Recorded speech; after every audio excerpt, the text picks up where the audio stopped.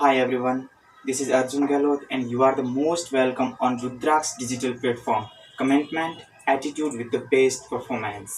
तो आज का हमारा टॉपिक है मानव पाचन ग्रंथियां। मनुष्य में पाचन तंत्र में पाचन अंगों के साथ साथ पाचन ग्रंथियां भी होती है जो मनुष्य के पाचन में सहायता प्रदान करती है।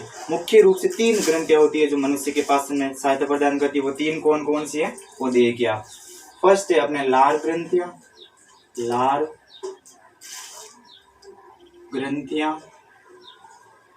सेकेंड है अपने अग्नाशय, अग्नाशय।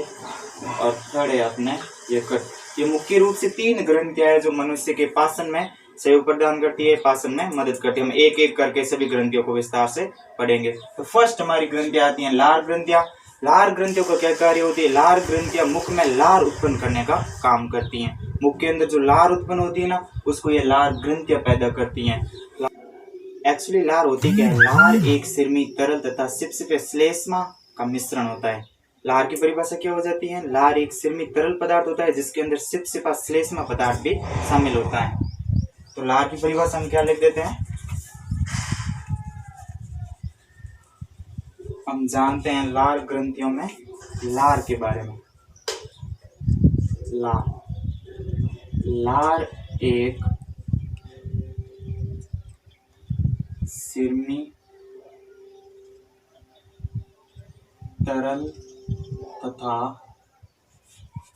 चिपचिपे चिपचिपे श्लेष्मा का मिश्रण होता है या होती है। ये होती है अपने लार। लार के अंदर एक तो सिरमी तरल पदार्थ होता है तथा एक होता है चिपचिपा श्लेष्मा। जो ये सिरमी तरल पदार्थ होता है ना, ये तो भोजन को गीला करता है। सिरमी तरल पदार्थ का काम क्या होता है? भोजन को गीला करना। तो जो ये चिपचिपा श्लेष्मा पदार्थ है ना, ये करता है भोजन को लुब्रिकेंट बताता है, यानी भोजन को चिकनापन प्रदान करता है। तो ये चिपचिपा श्लेष्मा पदार्थ ये भोजन को क्या करता है? चिकनापन प्रदान करता है। ठीक है। लार का मुख्य कार्य होता है भोजन का मुख में ही पाचन शुरू कर देना, भोजन को बहुत ज्यादा चिकना और घुलनशील बनाना, दांत, जीभ तथा मुख के आंतरिक भाग की सफाई करना। ठीक है। लार ग्रंथियों को मुख्य रूप से 3 भागों में बांटा गया है। कौन कौन सी वो आप देखिए। लार ग्रंथियों को मुख्य रूप से 3 भागों में बांटा गया है। वो देखिए, फर्स्ट होती है लार ग्रंथियों में कर्णपूर्व ग्रंथि। चलिए मैं इधर लिख देता हूँ। फर्स्ट है अपने कर्णपूर्व ग्रंथि। सेकेंड है अपने अधोजंब ग्रंथि, अधोजंब ग्रंथि।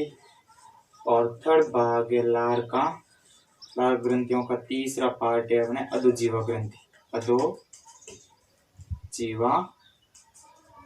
ग्रंथि। ये लार ग्रंथियों को मुख्य रूप से 3 भाग, 3 लार ग्रंथियां पाई जाती है अपने मुख के अंदर। फर्स्ट भाग है अपना कर्णपूर्व ग्रंथि। कर्णपूर्व ग्रंथि मनुष्य के गालों में पाई जाती हैं। गालों के अंदर कर्णपूर्व ग्रंथि पाई जाती है तथा इसका मुख्य कार्य भोजन में सिरमी तरल पदार्थ का मिलाना।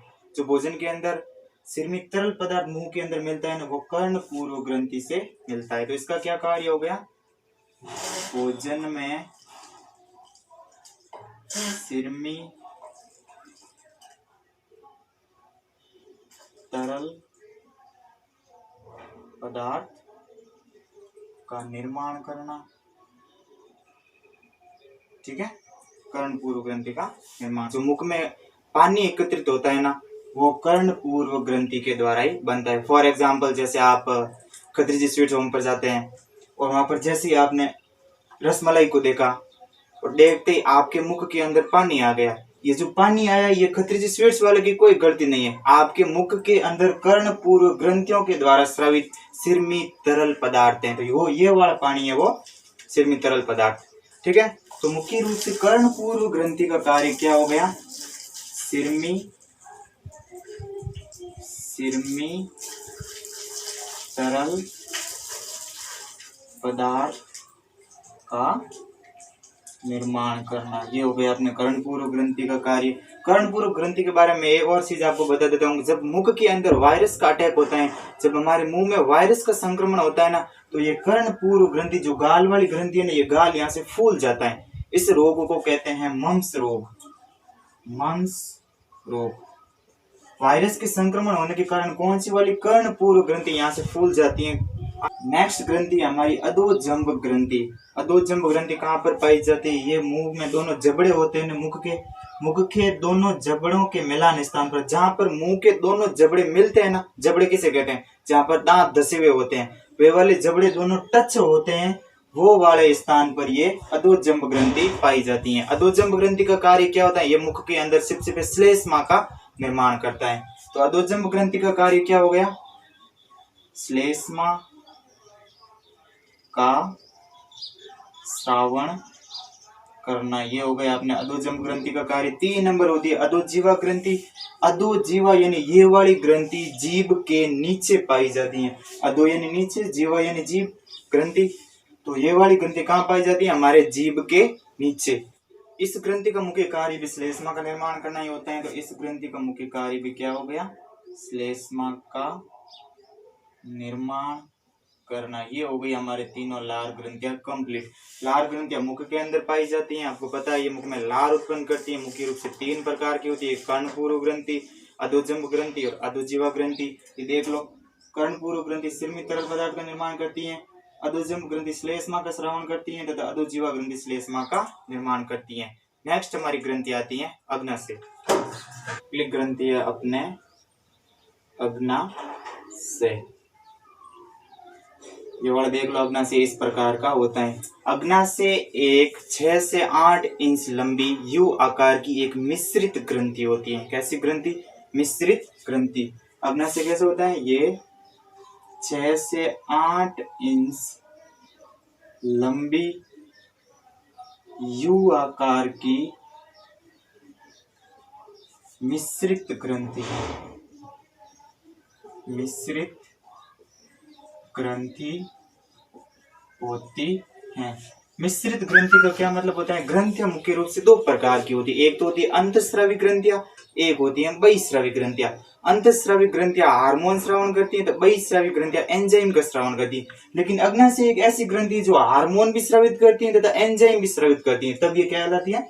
मिश्रित ग्रंथि। अब कौन कौन से हार्मोन स्रावित करती है, कौन कौन से एंजाइम स्रावित करती है, वो देख लो आप।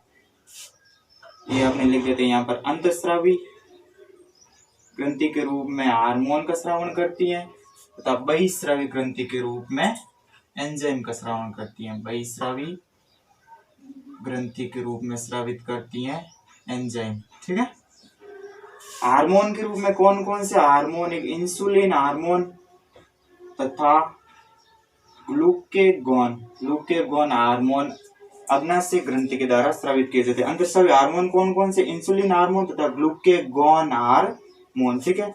और एंजाइम के रूप में बहुत सारे एंजाइम है, इनको सम्मिलित रूप से हम लिख देते हैं अग्नाशयी रस। अग्नाशयी रस स्रावित करती है कौन सी?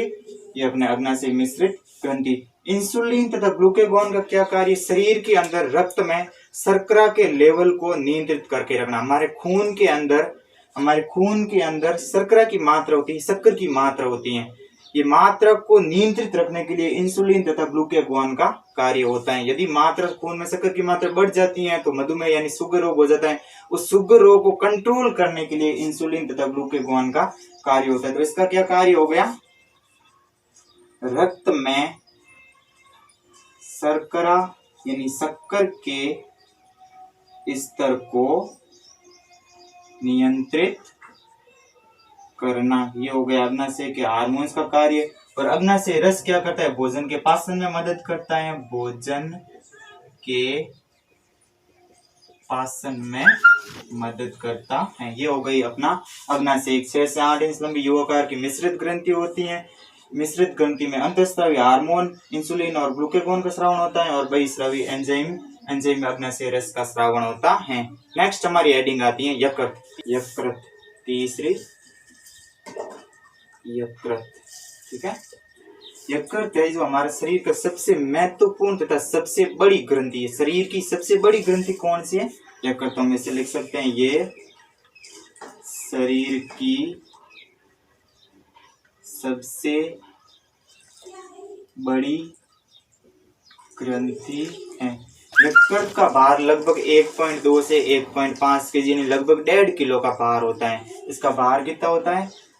लगभग 1.2 से 1.5 केजी। और इसका मैक्सिमम भार होता है ना दाईं तरफ होता है। ये जैसे यकृत दिखाई दे रहा है आपको, इसका जो मैक्सिमम पार्ट है ना वो दाईं तरफ होता है। दाईं तरफ भार ज्यादा होता है तथा बाईं तरफ भार कम होता है यकृत का। ठीक है, अब मैं इसको वेरी वेरी मोस्ट एक नोट लगा रहा हूँ, वो ध्यान से देखिए। यकृत तो पित्त रस का निर्माण करता है। बहुत सारे बच्चे कई बार गलत करके आ जाते हैं। जैसे क्वेश्चन पूछा जाता है पित्त रस का निर्माण कौन करता है, तो बहुत सारे बच्चे लिख कर आते हैं पित्त से। पित्त का निर्माण नहीं करता है, सिर्फ पित्त का भंडारण करता है। तो वेरी मोस्ट इंपोर्टेंट नोट देखो, यकृत ग्रंथि पित्त का निर्माण करती है। पित्त का निर्माण कौन करती है? यकृत ग्रंथि। तथा पित्त का भंडारण पिता से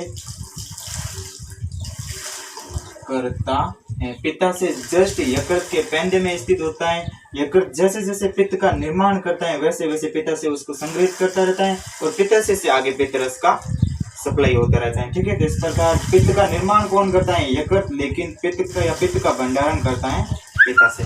ओके, धन्यवाद।